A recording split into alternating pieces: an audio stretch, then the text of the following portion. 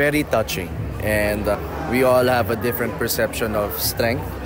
And this movie showcased different kinds of strength. I really hope this film reaches the young ones to make them more idealistic.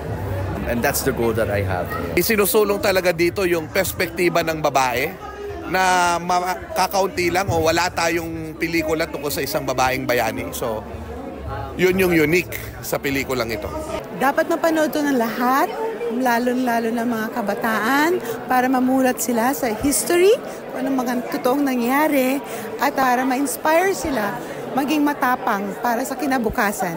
Very historically based, factual, and I learned a lot that I did not learn in school. Sa dami ng pinagdaanan ng mga babae, way back in their times, dito malalaman na talagang ang revolusyon, hindi lang talaga para sa mga lalaki, kundi ang mga babae din, tayong lahat ay may mga oryang. Ito yung dapat na panoorin ng mga tao, yung totoong nangyari, totoong istorya. Marami silang matutunan about our history. Natutuwa ako at nakita ko yung sarili ko umaarte sa pelikulang ito.